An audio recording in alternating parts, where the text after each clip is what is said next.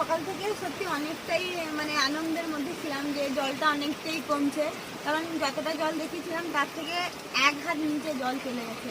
এটা দেখেই খুব আনন্দ লাগছিল, কিন্তু দুপুর থেকে এত বৃষ্টি হচ্ছে মানে আমি তো রান্না টান্না করতে পারিনি। আর বৃষ্টির জন্য জলও একটু একটু বাড়ছে, মানে আগের পরিমাণ যতটা কমেছিল একটু জল বাড়ছে।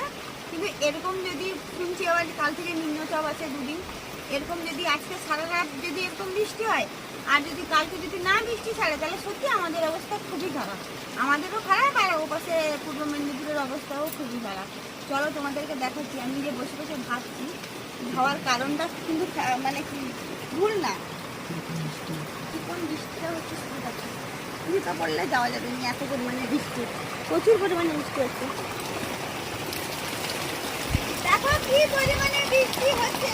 তোমাদেরকে এর আগের ভিডিওতে দেখিয়েছি যে এখানে অব্দি জল ছিল, যে এখান থেকে এখানে অব্দি জল আছে, মানে এখানে অব্দি জল ছিল না।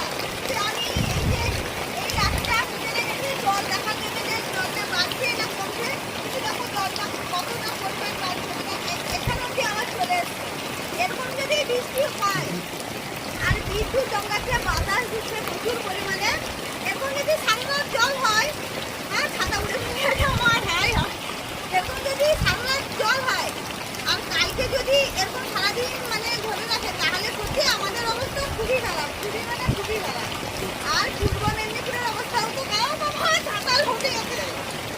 প্রচুর পরিমাণে বৃষ্টি হচ্ছে আর প্রচুর পরিমাণে বাতাস, বিদ্যুৎ চমকাচ্ছে। আমাদের রান্না খাইটালের অবস্থা খুবই খারাপ, চা ভাজিয়ে জল যাচ্ছে। কিন্তু একটা আনন্দ ছিল যে কাল আজকে জলটা একটু কমেছিল, কিন্তু এরপর ওটাও হবে না, নিচে জল বাড়া আরম্ভ হয়েছে। বৃষ্টি এত বৃষ্টি, মানে বিকেল থেকে লাগাতার এরকম বৃষ্টি হচ্ছে, মানে এরকম বৃষ্টি হলে জল বাড়বেই, অবশ্যই জল বাড়বে। কিন্তু জলের পরিমাণটা দেখো, সবাই সাবধানে থাকবে এটাই বলবো। আমাদের এলাকার লোককেও বলছি সবাই সাবধানে থাকবে, আর পূর্ব মেদিনীপুরের এলাকার লোককেও বলছি সবাই সাবধানে থেকো, কারণ নিজেদের দরকারি জিনিসগুলো গুছিয়ে রাখো। কারণ দেখো জলকে বিশ্বাস করতে নেই, আমরাও যে জলের সামনে আছি আমরাও বিশ্বাস করতে পারি, আর তোমাদেরকেও বলছি জলকে বিশ্বাস করতে নেই, সবাই সাবধানে থাকো।